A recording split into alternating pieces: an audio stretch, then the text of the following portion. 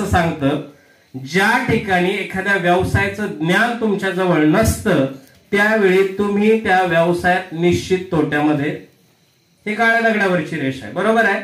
ज्या ठिकाणी तुमच्याकडे व्यवसायातलं ज्ञान आहे, तुम्हाला अडचणी येणार नाहीत असं मुळीच नाही, पण अडचणी आल्या तर त्याच्यावर मात करून आपल्याला पुढे चालता येतं. आलं लक्षामध्ये. मग शेतीची जो मुख्य व्यवसाय होता, 50 वर्षाचा अनुभव होता, त्याच्यात जर आपली अशी अवस्था असेल तर 35 वर्षापूर्वी 30 वर्षापूर्वी आपण जो व्यवसाय चालू केला, दुग्ध व्यवसाय, त्याच्याबाबत आपल्याला काय ज्ञान असावं. आणि ज्ञान नसेल तर व्यवसाय तोट्यात जाणारच. एक साधं उदाहरण आहे. समजा आपल्या गावामध्ये एखादा 20-25 वर्षाच्या एखाद्या पोरानं मोटरसायकल दुरुस्तीचं गॅरेज चालू केलं. ते गॅरेज चालू करण्या अगोदर तो काय करत असतो? घरी निवांत झोपून चला उद्या गॅरेज चालू करायचंय, काय करत असतो? अनुभव घेतो, बरोबर. किती दिवस? वर्ष, 2 वर्ष, 1.5 वर्ष, जोपर्यंत त्याचं किंवा एखादा कोर्स करणार 2-1 वर्षाचा, मग स्वतःचं गॅरेज चालू करणार. आता आपण सगळे शेतकरी बांधव आहेत. आपल्या परिचयाचं उदाहरण, आपण जे पंप आहेत, मोटर आहेत, नदीवर, विहिरीवर, नाल्यावर, तळ्यात, ती एखादी मोटर जळाली तर आपण ती मोटर रिवायडिंग साठी नेतो किंवा परत दुरुस्ती बांधायची. तर त्या मोटर बांधणीचं एखाद्यानं दुकान चालू केलं तर ते दुकान चालू करण्या अगोदर तो काय करत असतो? किती दिवस? वर्ष, 2 वर्ष, 1.5 वर्ष, बरोबर आहे. आता अशी बरीच उदाहरणं आहेत. ते टीव्ही नीट करणं, मोबाईल नीट करणं, या सगळ्या गोष्टी आपल्या परिचयाच्या आहेत. एखाद्याने वडापावची जरी गाडी टाकली तरी तो आधी काय करणार आहे? दुसऱ्याच्या कोणाच तरी हॉटेलवर जाणार, सगळं शिकून घेणार आणि मग व्यवसाय चालू करणार. सगळं कुठलंही उदाहरण पाहिलं तर तो आधी प्रशिक्षण घेणार. आणि आता हे सगळे व्यवसाय आपल्या परिचयाचे आहेत. आता या व्यवसायांपैकी समजा एखाद्याने गॅरेज टाकलं किंवा एखाद्यानं केलं, ह्या व्यवसायासाठी त्याला किती खर्च येईल? सुरू करण्यासाठी किती खर्च येईल? ₹1,00,000, बरोबर.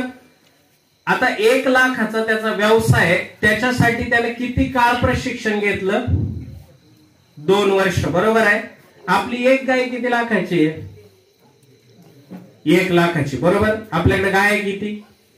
आता इथून मी येताना 4-5 गोठे बघितले तर प्रत्येक ठिकाणी 10, 15, 20 गायी आहेत. म्हणजे आपला व्यवसाय किती लाखाचा आहे? 15-20 लाखाचा व्यवसाय आहे. शेड बीड सगळं धरलं तर ते 30 लाखाच्या 35 लाखाच्या घरात आपला व्यवसाय, बरोबर आहे. 1 लाखाच्या व्यवसायासाठी किती काळ प्रशिक्षण? 2 वर्ष, बरोबर आहे. आणि आपण 35-40 लाखाच्या व्यवसायासाठी काय केलं? आणि म्हणून अडचणी आपल्या समोर जास्त आहेत. जे मगाशी माझ्या अगोदर वक्त्यांनी सांगितलं ना की आपलं अडचण कुठे जर माहित नसल्यामुळे अडचणी अवश्य आहेत, पण एकदा त्या गोष्टी माहित झाल्या तर या अडचणींवर मात करता येते आणि आपल्याला व्यवसायात प्रावीण्य मिळवता आलं. इथपर्यंत लक्षात. आता पुढे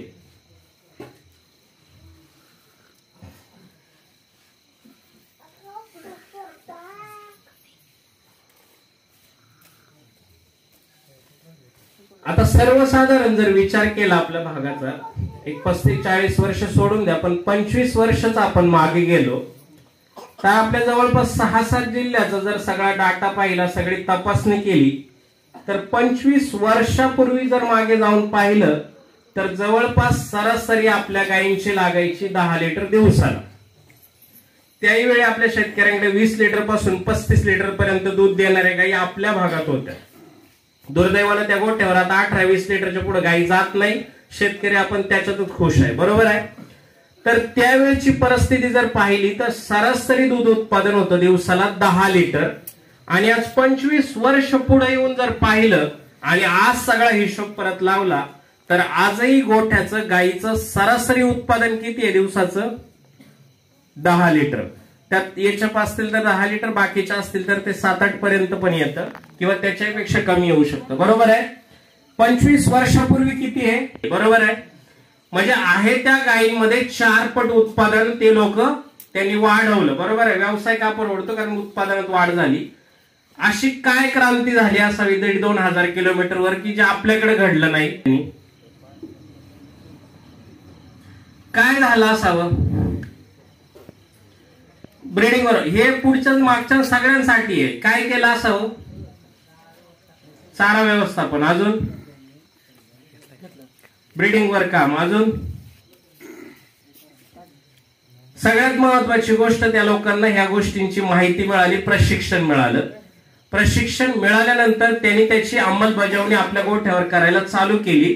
ते लोकांची मानसिकता फार चांगली आहे. आजही एखादी नवीन गोष्ट त्यांना सांगायला गेलं कुणी 2-3 हजार लिटर एखाद्याचं गोठ्याचं दूध असेल तिथेही, तरी ते ऐकून घेतात. याचा आपल्याला फायदा असेल तर निश्चित गोठ्यावर वापर करतात. आपल्या इथे एखादा 25 वर्षाचा अनुभव असणारा माणूस असतो आणि त्याला एखाद्या नवख्या मुलानं किंवा 20-25 वर्षातल्या युवकानं सांगायला जाऊ द्या 2 गोष्टी, तो काय करतो?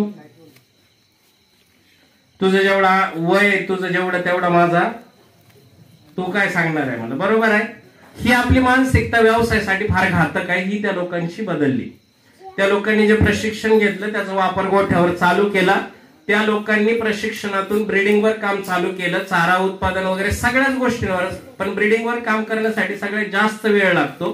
त्यांनी त्यावेळी सुरुवात केली आणि त्याच्यातून मग कालवड संगोपन, जो ह्या सगळ्या विषयाचा गाभा आहे, त्याच्यावर काम केलं. चांगल्या उत्पादित कालवडी केल्या, चांगल्या दुधाच्या गायी तयार केल्या आणि मग 10 लिटर पासून हे कुठं 35-40 लिटरवर पोहोचलं, बरोबर आहे?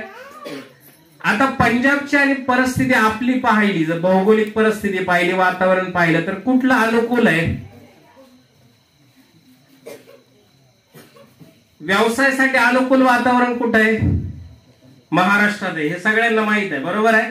पण तरी आपली प्रगती होऊ शकली नाही. याला कारण अजून एक आहे.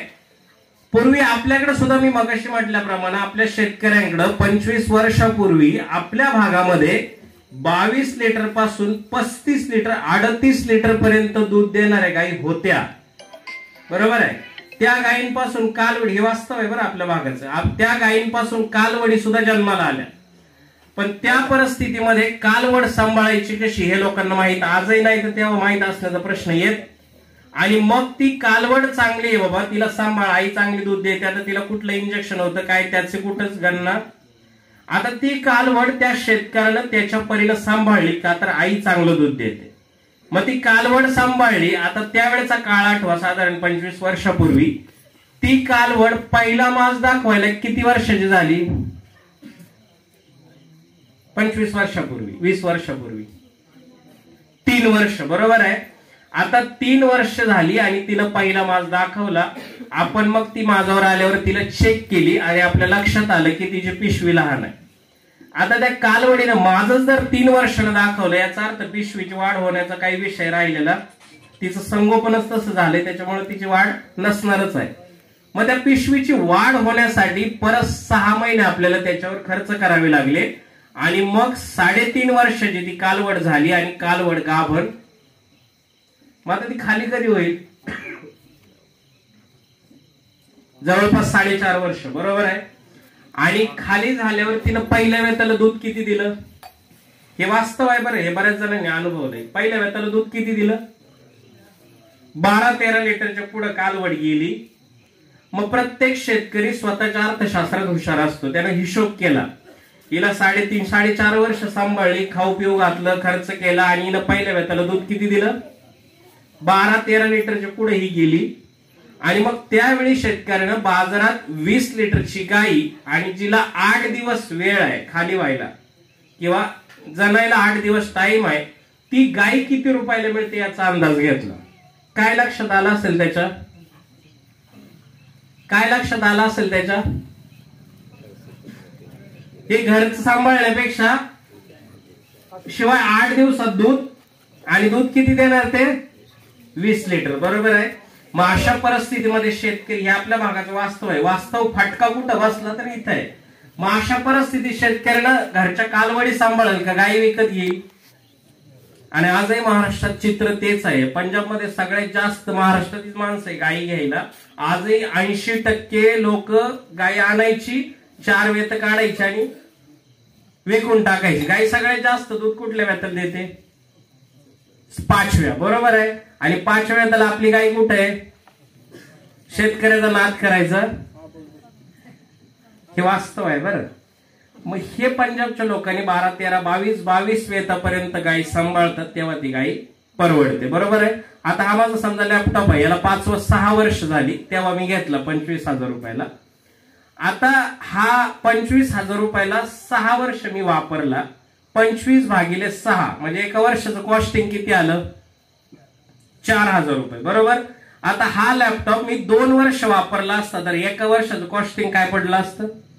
12,000 रुपये. लक्षात आलं? गायीची वेत जर 4 प्रमाणे आपण चाललं पाहिजे. आलं इथपर्यंत लक्षात सगळं? आता पुढे कुणालाही व्यवसाय नवीन चालू करायचं म्हटलं किंवा एखाद्याचा जुना व्यवसाय त्याला तो पुढे चालवायचं म्हटलं तर या गोष्टीशिवाय शक्य. त्या गाईला हिरवा चारा पाहिजे, त्याला वाळलेला चारा पाहिजे, त्याला खुराक पाहिजे, त्याला मिनरल पावडर पाहिजे, त्याच्यानंतर आजारी पडली चुकून गोळ्या औषधं काय पाहिजे, त्याच्यानंतर दूध काढण्यासाठी जास्त संख्या वाढली तर मिल्किंग मशीन किंवा दूध काढणी यंत्र वगैरे ह्या गोष्टी पाहिजे. आपल्याला मुक्त गोठा करायचा, हे सगळं करायचं, अमक तमक, ह्या सगळ्या गोष्टी आपल्याला लागणार आहेत. याच्याशिवाय कुणाचाही दुग्ध व्यवसाय होऊ शकणार, बरोबर आहे. आता ह्या सगळ्या गोष्टींकडे एक वर नजर जर आपण टाकली तर एक साधं उदाहरण आहे. भुशाची तेव्हा कांडी पेंड वगैरे ह्या गोष्टी अस्तित्वात नव्हत्या, पण भुशाचा किंवा सरकी आपल्याकडे मिळायची, बरोबर आहे. भुशाची गोण किती रुपयाला होती 25 वर्षापूर्वी? एवढी बी नसेल, 60 रुपये, बरोबर आहे. आता किंमत काय आहे त्याची? 1100-1200. सरकीची किती रुपयाला होती? 60-70 रुपये. आता किंमत काय आहे? अगदी याच्यात सगळ्या बांधकामाला आपल्याला समजा एखादी वीट लागते, वीट किती रुपयाला होती? पैशात असेल काय, बरोबर आहे, 10-20 पैसे. आज किती रुपयाला आहे?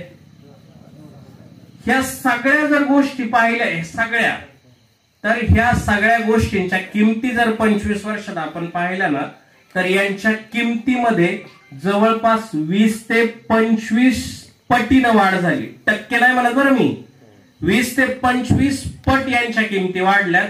आणि आपलं उत्पादन कुठं आहे?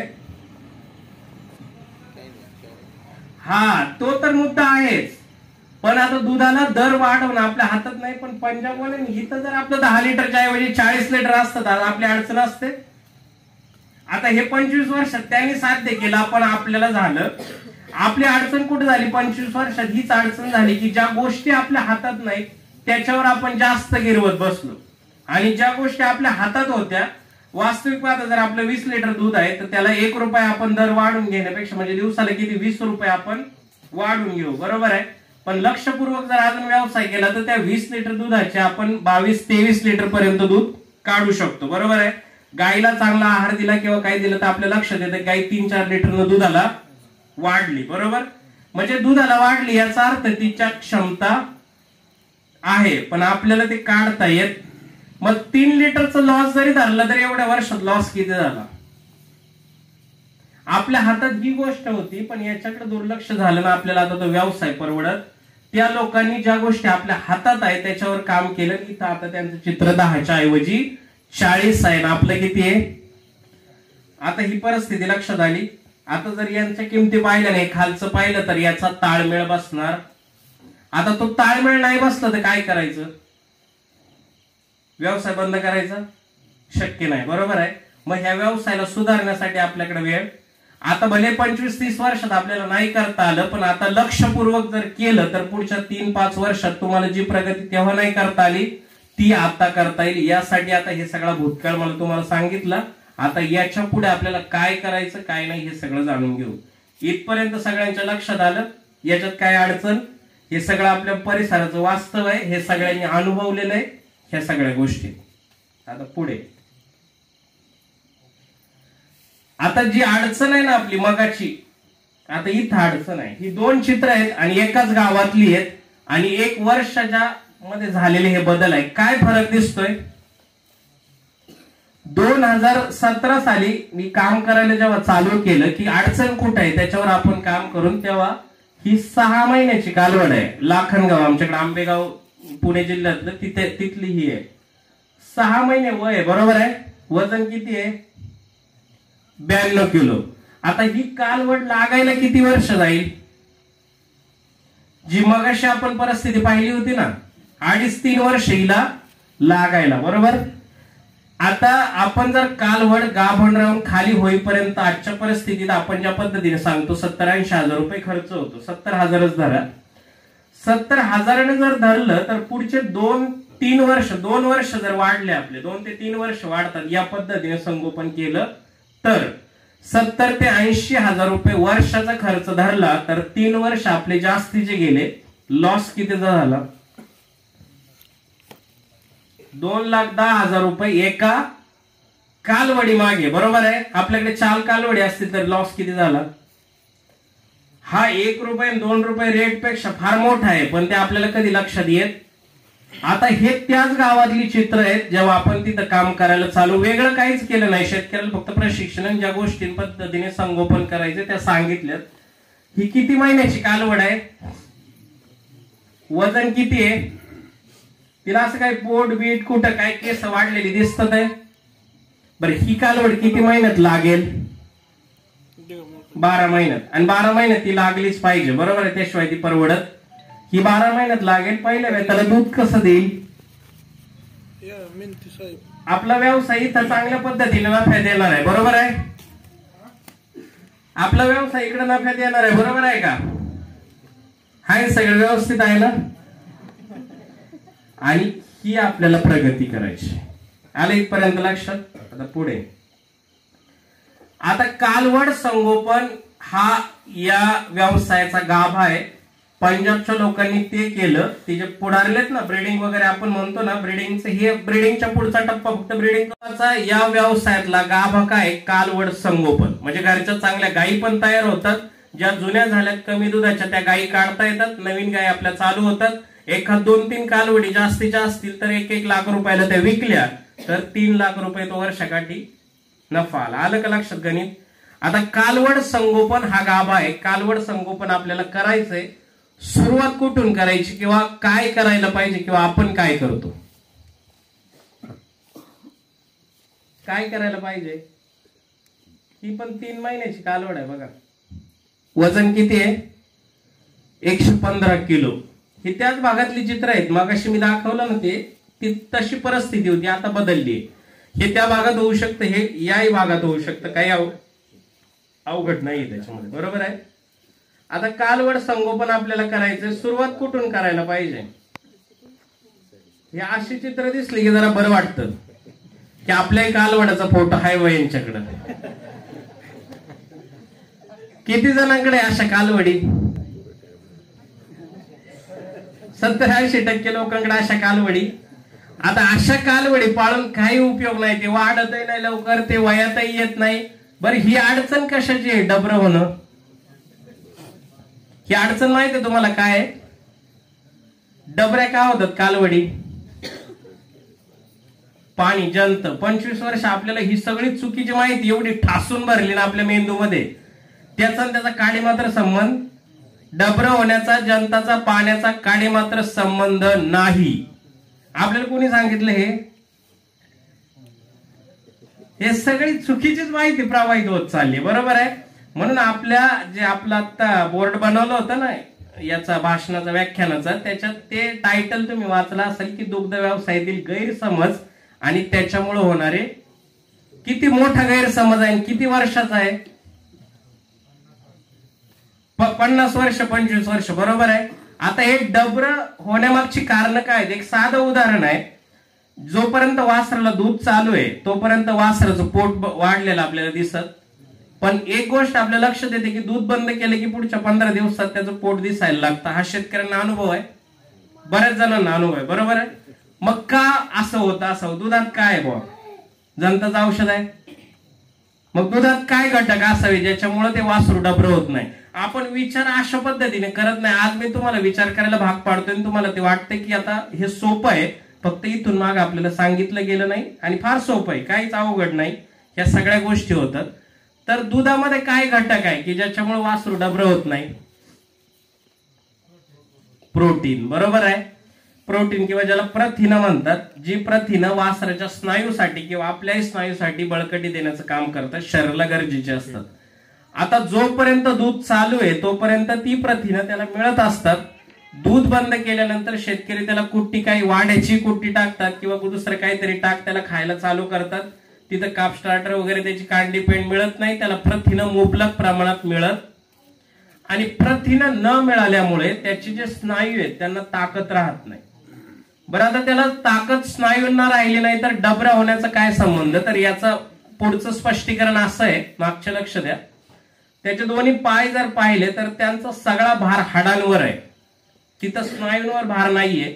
मागचे पाय जर पाहिले तर त्याचा भार हाडांवर आहे, स्नायूंवर भार नाहीये. हनवटीचा सगळा भाग पाहिला तर तिथंही हाड आहेत, तिथं स्नायू जास्ती नाहीयेत, त्याचा भार सगळा हाडांवर आहे.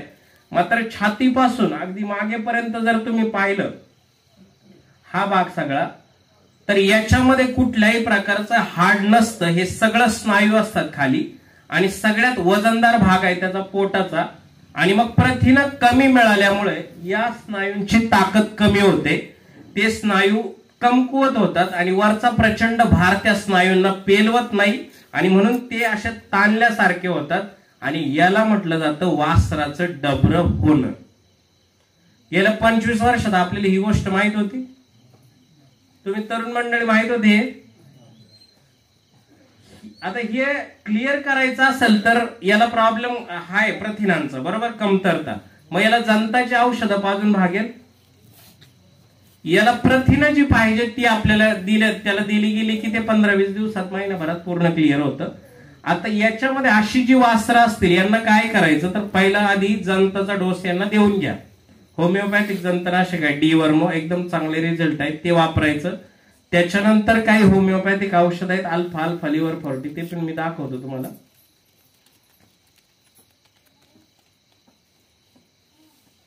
तर त्या 2 गोष्टी त्यांना 12-12 दिवस दिल्या आणि त्याच्यासोबत कांडी पेंड चालू केली तर 15 ते 20 दिवसात त्या वासराचं कुठलंही पोट राहत नाही, कुठली अडचण त्याला येत नाही.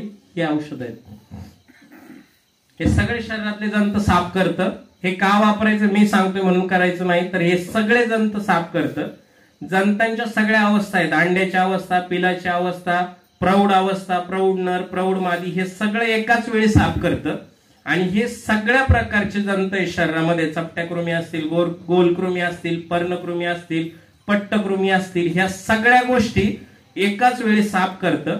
आणि सगळ्यात महत्वाची गोष्ट, हे पाजल्यानंतर दुधाला अँटीबायोटिक वगैरे लागत, हे होमिओपॅथिक आहे, आणि म्हणून याचा वापर आपल्याला करायचा. त्याचे रिझल्ट पण आपल्याला पाहायला मिळतात. दर 3 महिन्याला आपल्याला हेच वापरायचंय. याचा कुठलाही दुष्परिणाम नाही, आणि याचं गायीवर कुठलाही, म्हणजे ते प्रत्येक वेळी एखादं वापरलं तर त्याचा रेजिस्टन्स तयार होतो, तशी भानगडी इथं येत. जोपर्यंत आपल्या गोठ्यात गायी आहे तोपर्यंत डीवर्म पूर्ण बॉटल पाजून द्यायची, एकदम चांगले बदल आपल्याला पाहायला मिळतात. आता हे वासराला दिल्यानंतर हा अल्फा आणि लिव्हर 40 5-5 ml सकाळ संध्याकाळ एक 12 दिवस दिलं. त्याच्यासोबत खुराक आणि फोटो काढून ठेवायचा आधी. एक 15-20 दिवसानंतर त्याचं पोट राहत नाही, त्याची केस जी वाढलेली ते राहत नाही, त्याची पचनक्रिया चांगली होते, लिव्हर मजबूत होतं, त्याचे आकुंचन जे स्नायू आहे ते पुरवत होतात, त्याचं पोट राहत नाही, आणि ते वासरू वाढीला लागतं आणि लवकर आपल्या हातात येतं. आलं लक्षात? तर ही अशी जी वासरं असतील ती आता सुधारून घ्यायच्यात आपल्याला. आपला मगाशी मुद्दा चालला होता कालवड संगोपनाचा. सुरुवात कुठून करायची, इथून आपण पुढे आलो होतो, मध्ये तो भाग निघाला आणि म्हणून मग ते थोडंसं आपल्याला बदलावं लागलं. आता कालवड संगोपन करायचं आपल्याला, सुरुवात कुठून करायची, कुठून सुरुवात करायला हवी? एक सगळ्यात महत्वाची गोष्ट लक्षात घ्या, कालवडीची जर गुणवत्ता एकदम चांगली असेल तर तिच्या संगोपनावर खर्च करण्यात अर्थ आहे. जर कालवडीची गुणवत्ता चांगली नसेल तर आपण संगोपनावर किती खर्च केला तर काही उपयोग होत. आणि कालवड एकदम क्वालिटी आहे आणि संगोपनावर आपण खर्च केला नाही, बाबा कालवड क्वालिटी आहे, तरी त्याचा उपयोग होत. या दोन्ही गोष्टी महत्वाच्या आहेत, तिची गुणवत्ता पण महत्वाची आहे आणि तिचं संगोपन सुद्धा त्याच ताकदीनं होणं महत्वाचं आहे, आणि मग ती कालवड दूध देते. बरोबर आहे? आता कालवड आपल्याला संगोपन करायचं, सुरुवात कुठून करायची? क्वालिटीची कालवड म्हणजे कुठून सुरुवात करायला पाहिजे? बरोबर आहे. गाय लावताना चांगल्या दर्जाची कांडी आपण पहिली काळजी, बरोबर आहे, त्याशिवाय ती क्वालिटी पैदा होणार. आता दुसरी काळजी काय घेणं गरजेचं आहे?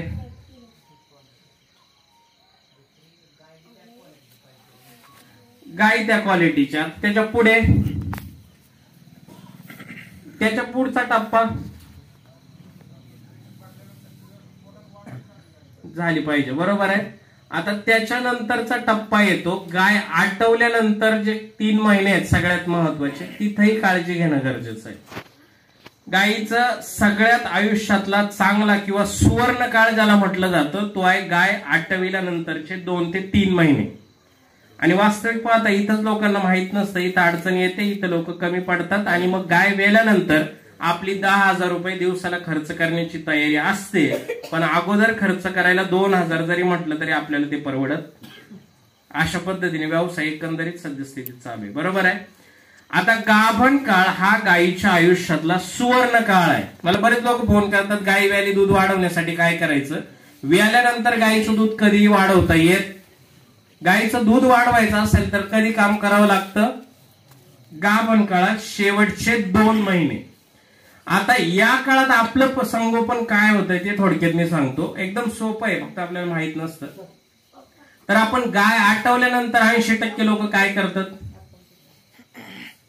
पेंट, बरोबर आहे, उरलं सुरलं किंवा काय गायीला तिला फक्त हिरवा चारा, वाळलेला चाऱ्याचा विषय आपल्याकडे फार कमी आहे, बरोबर आहे. आता या शेवटच्या 3 महिन्यामध्ये ते वासरू वेगाने वाढतं, झपाट्याने वाढतं, मागच्या वेतापेक्षा मागच्या महिन्यांपेक्षा यात त्याची वाढ चांगली होते. आणि त्याचा दाब नाही म्हटलं तरी पुढच्या पोटावर पडतो आणि पोटाची 30-35% जागा ते गर्भाशय व्यापतं. त्याच्यासाठी सेपरेट जागा वगैरे असते शरीरात रचना. मग 30-35% त्याची पोटाची जागा गर्भाशयाने व्यापली. याचा अर्थ काय होतो? आपली गाय पहिल्या एवढा चारा खाऊ शकेल. किती खाईल?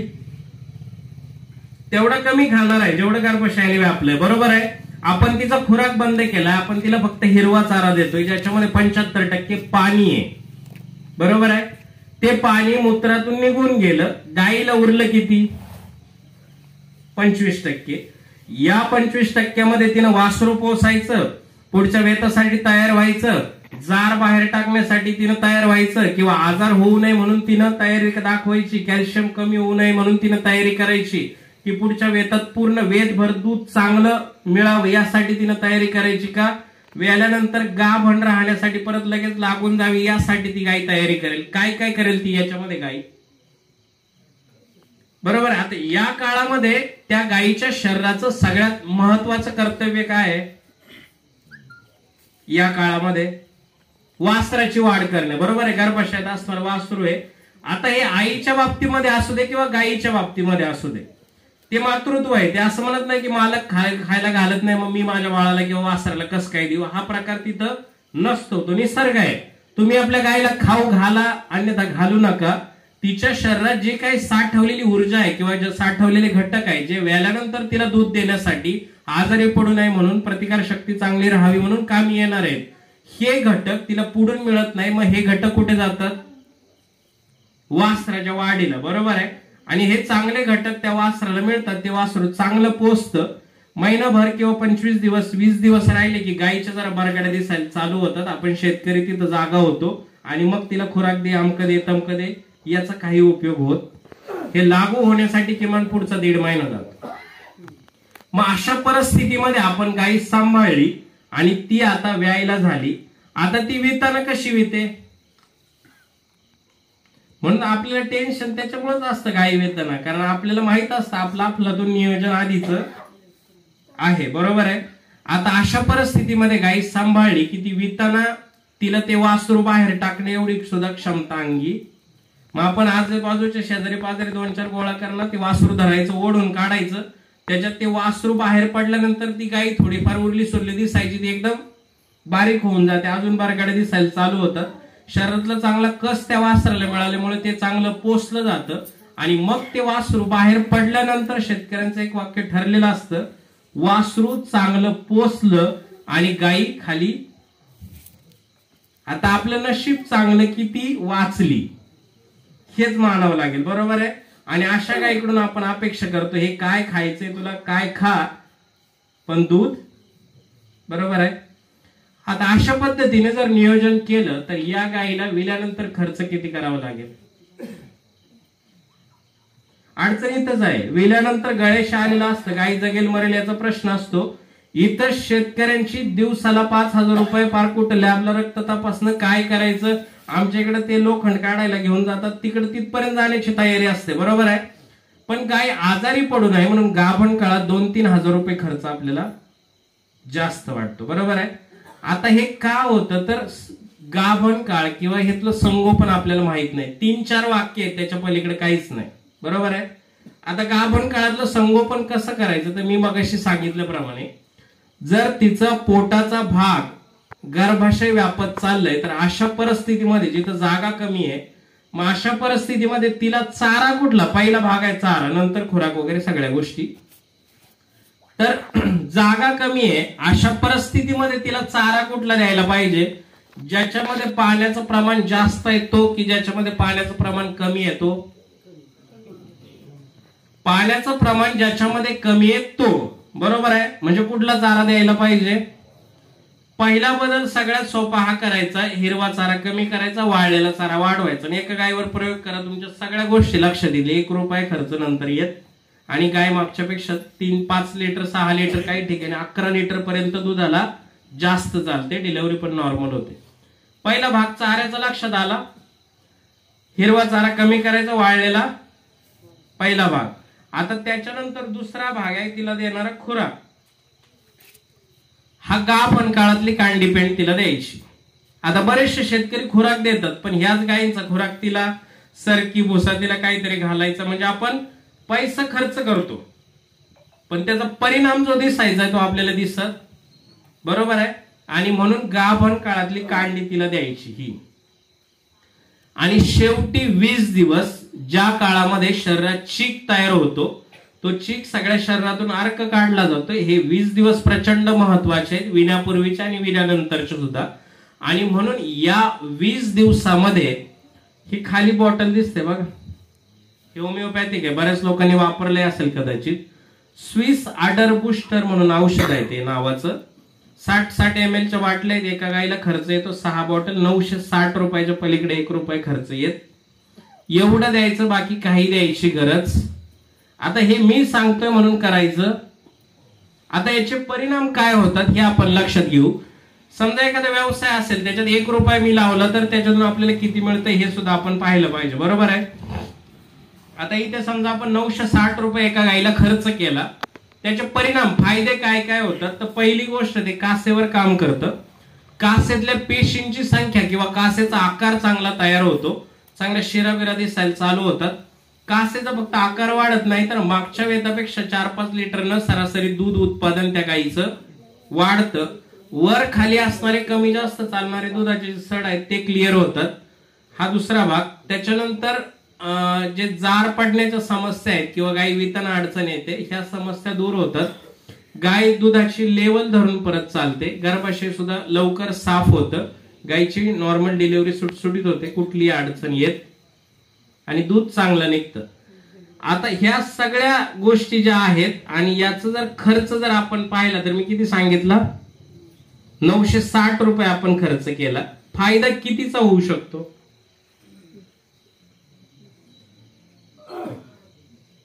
9-10 हजाराचा फायदा होतो, बरोबर आहे. आता दुग्ध व्यवसाय जगातला सर्वोत्तम नफा देणारा व्यवसाय म्हणून सुद्धा गणला जातो. दुर्दैवाने ते आपल्या गोठ्यावर आपल्याला दिसत नाही म्हणून ते आपण मानत नाही, पण एक जागतिक लेवलवर जर पाहिलं तर हा व्यवसाय खूप चांगल्या पद्धतीने नफा देणारा व्यवसाय गणला जातो. कारण असं आहे, मी 960 रुपये किंवा बाकीचा खर्च सांगितला, 2-4 हजार रुपये आपण धरले, ते आपण आता लावले, बरोबर, 2 महिन्यासाठी. आणि 2 महिन्यानंतर पुढच्या 10 महिने आपली गाय दूध देणार आहे, त्याच्यात आपल्याला किमान 10-20 हजाराचा नफा येणार आहे. किती पैसे लावले आपण? एक 3-4 हजार रुपये धरा, कांडी पेंड सहित, बरोबर आहे. ह्या 3-4 हजाराचे पुढच्या 10 महिन्यात पैसे किती होणार आहेत? जवळपास 20 हजार रुपये. आता आपली कुठली बँक, पतपेढी, अमकत तमकत दाम दुप्पट व्हायला किती वर्ष लागतात? 7-7.5 वर्ष, बरोबर आहे. इथं आपण 3-4 हजार लावले होते, याची 5 पट रक्कम वाढली. किती दिवसात? एक 10-12 महिन्यात, बरोबर आहे, एका वर्षात. आणि म्हणून हा काळ महत्वाचा आहे. आलं लक्षात? गाभण काळातलं खाद्य कमी करा, आपलं चारा, हिरवा चारा कमी करायचा, वाळलेला वाढवायचा, गाभण काळातली कांडी, आणि शेवटी 20 दिवस स्विस अडर बूस्टर 10-10 ml सकाळ संध्याकाळ. विषय संपला. गाई ज्यावेळी खाली व्हायला चालू होईल त्यावेळी एक आशा फॉर्म्युला म्हणून औषध आहे, 60 ml ची बाटली तेवढी पाजून द्यायची, जारही पडून जातो, नॉर्मल डिलिव्हरी होते, तिची हात लावायची सुद्धा गरज पडत. आलं लक्षामध्ये? इथपर्यंत भाग लक्षात आला. आता कालवड चांगली जन्माला आली, आपल्या गायीची डिलिव्हरी झाली, गायी सुटसुटीत व्याली, ती कालवड जन्माला आली. आता ती कालवड आपल्याला सांभाळायची, बरोबर आहे. आता तिचं संगोपन चालू करायचं. काय करायला लागेल? आता जन्माला आली ती, चला पटापट घेऊ पुढे. जन्माला आली, बरोबर, काय करावं लागेल? सकस आहार मिळाला पाहिजे. म्हणजे काय करायला लागेल? तरी चीक पाजला पाहिजे. अजून किती चीक पाजला पाहिजे? आपल्याकडे 2 गट आहे चीक पाजणारे. एक तर असे आहेत की सकाळ 1 लिटर, परत संध्याकाळी 1 लिटर, त्याला पचतय नाही पचतय, किंवा दुपारी वाटलं थोडी भूक लागली त्याला 1 लिटर. हा एक गट आहे. आणि दुसरा असा गट आहे जो असा चीक पाजतो की 2 दिवस कालवड हालत. याच्या पलीकडे शास्त्रीय दृष्टिकोनातून किती असायला पाहिजे याचा आपल्याला फारसा ताळमेळ. आता चीक हे अमृत आहे तिच्यासाठी, जे आयुष्यभरासाठी तिला जी ऊर्जा मिळणार आहे किंवा जी प्रतिकार शक्ती मिळणार आहे ती चिकातून आहे. सगळ्यात महत्वाचा चीक आहे. तत्पूर्वी बरीचशी लोक त्याचं नख्याकरणं किंवा ते तोंडातलं काढणं, नाकातलं स्राव काढणं या गोष्टी करतात. पण एक गोष्ट केली जात नाही, त्याचा नाळ बांधणं आणि तो कट करणं आणि तो टिंचर आयोडीन मध्ये बुडवणं. ह्या सगळ्या प्रक्रियेला 30 रुपये फार तर खर्च येतो. आणि याच्यामुळे त्या कालवडीला इथे इन्फेक्शन होतं, कधी किडे पडतात, पू होतो, हार्निया होतो, किंवा सुस्त, गुडघे सुजतात, ते आजारी पडतं. हे नाळावाटे होणारे इन्फेक्शन आहे. आपण तिला चीक जरी पाजला तरी त्या चिकाची प्रतिकार शक्ती तयार होण्यासाठी 21 दिवस जावे लागतात. तत्पूर्वी आपला जो नाळ आहे तो कुठेही मातीत लोळणार, कुठेही काय होणार, कधी कधी धनुर्वात पण होतो. त्या नाळातून डायरेक्ट जीवाणू शरीरात जातात आणि इन्फेक्शन वाढतं. आता याला पर्याय काय? सर्वसाधारण पोटापासून 2.5 इंच खाली नाळ मोजायचा, चांगल्या धाग्याने त्याला टाईट बांधायचं. पूर्ण टाईट बांधल्यानंतर खाली एक पेराभर अंतर सोडून चांगल्या कैचीने त्याला कट करून टाकायचा. कट केल्यानंतर फक्त त्याच्यातून रक्त टिपकतं काय नाही एवढं लक्षात घ्यायचं. रक्त टिपकत नसेल, टिंचर आयोडीन 20-30 रुपयाला बाटली मिळते मेडिकलमध्ये, त्याच्यात 3 दिवस तो नाळ बुडवायचा, काम झालं. किती सोपं आहे. याला फार काय हुशार, तज्ञ, PhD अशा माणसाची गरज आहे? हे स्वतः शेतकरी सगळं करतात, बरोबर आहे. तर हे इथून पुढे आपण चालू करायचं. 20-25% कालवडीची वाढ जास्त होते, जे आपल्या लक्षात येत नाही आधी इन्फेक्शन वगैरे, पण त्याचा वाढीला तुम्हाला परिणाम चांगले जाणवतील. आलं लक्षात? आता तिला चीक पाजायचं आहे. चीक पाजताना वयाच्या 10% वगैरे अमकं तमकं लोक सांगतात. पहिले 24 तास फार महत्वाचे, पहिले 3 दिवस महत्वाचे, पण त्यातल्या त्यात 24 तास पहिले फार महत्वाचे. आणि या 24 तासामध्ये तिच्या पोटातली जी घाण आहे, पहिली विष्ठा आहे, ती पण बाहेर पडली पाहिजे. ती कधी बाहेर पडते? जेव्हा पोट चांगलं भरतं. आणि म्हणून या पहिल्या 24 तासामध्ये चीक जास्त पाजायचा, चांगला पाजायचा. याचं कारण आहे की पहिल्या 24 तासामध्ये तो आतड्यातून शोषला जातो, तो शरीरभर पुरवला जातो, आणि त्याची जी प्रतिकार शक्ती आहे ती तिला आयुष्यभर टिकते. आणि म्हणून पहिल्या 24 तासामध्ये 5 ते 6 लिटर चीक तिला गेला पाहिजे. किती? पहिल्या 24 तासामध्ये. हे आतापर्यंत कुणी सांगितलं नसेल किंवा आपल्याला ऐकायला ते बरं वाटणार नाही, कारण 25 वर्ष आपल्या कुणी मनावर असं बिंबवलेलं. तर हा चीक तिला जाऊ द्या आणि तो विभागून पाजा. सकाळी 2 लिटर पाजला, परत दुपारी पाजला, संध्याकाळी पाजला, रात्री झोपताना. आणि त्या कालवडीची वाढ आपल्या लक्षात येईल की तिचं आजारी पडण्याचं प्रमाण पण नाहीये, तिची वाढ चांगली. जे चीक जास्त पाजणारी मंडळी त्यांना अनुभव पण असेल त्यांच्या वाढीमध्ये वगैरे काय फरक दिसतो. तर हा चिकाचा भाग झाला. आलं लक्षात? आता याच्या पुढचा मुद्दा दुधाचा. आता जरा लवकर घेतो मी, म्हणजे आपला वेळ ते करता येईल. दुधाचा मुद्दा. दूध किती पाजायला पाहिजे? ते तर बाटलीला पाजायला पाहिजे किंवा कासेला पाजा. टोपात घमेल्यात बादलीत दूध ठेवू काही उपयोग नाही. ते वासर म्हणजे त्यांना पाणी प्यायचं भान राहत नाही, दूध त्याला ते पाणीच वाटतं सगळं, आणि ते मरतात पण त्या गोष्टी होतात, आणि त्याला ते पचत पण नाही. म्हणून ते कासेला पाजा किंवा बाटलीला पाजा, बरोबर आहे.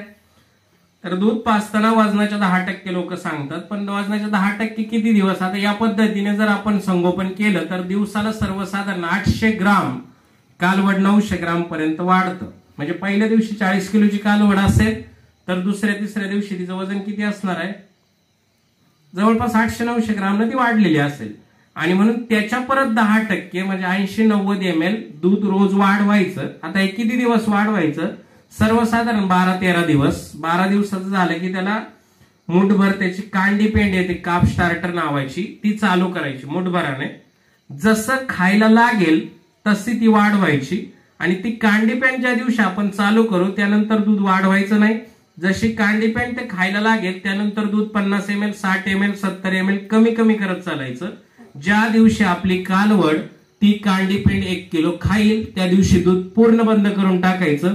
मग भले कालवड 1.5 महिन्याची असू दे, 2.5 महिन्याची असू दे, 2 महिन्याची असू दे, काही अडचण येत. आपण दूध किती दिवस पाजतो? 3 महिने. का बरं? कारण पूर्वीपासून ते चालत आलंय, बरोबर आहे. पुढे आपल्याला चालवणंच आहे.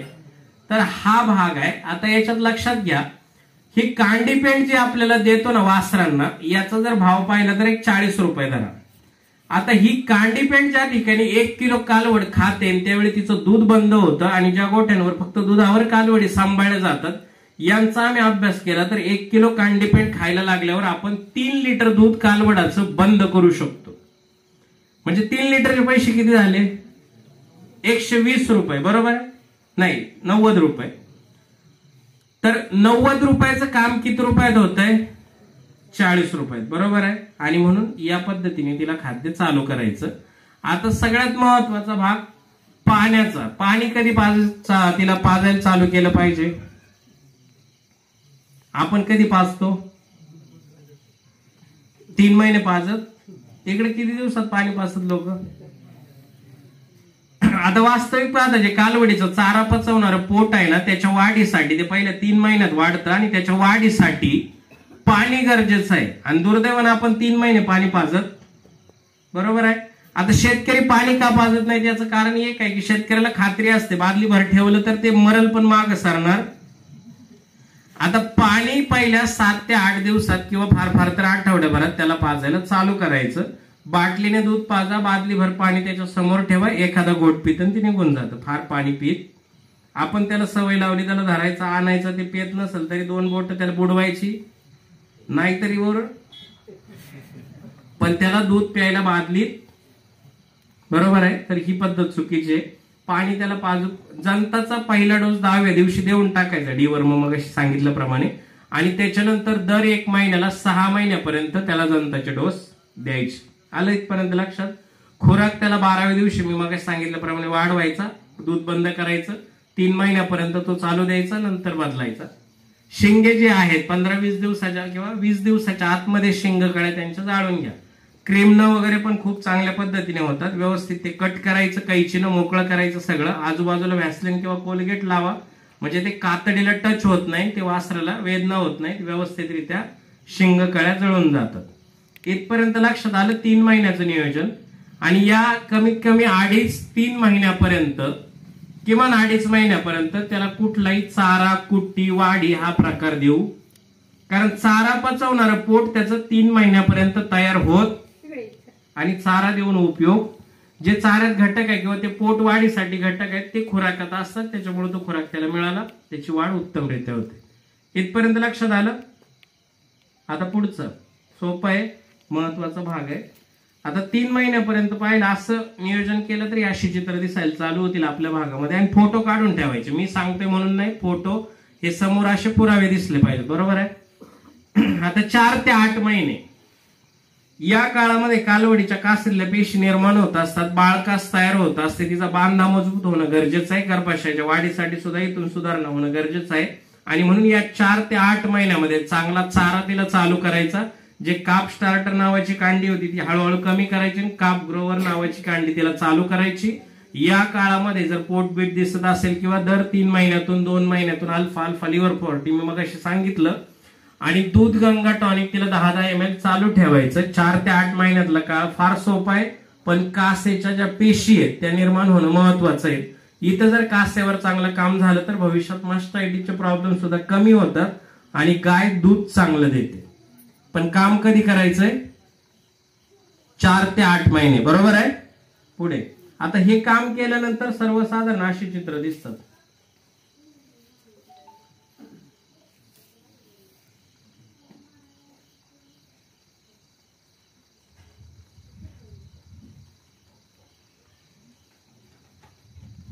सात महिन्याची कालवड आहे. वजन किती आहे?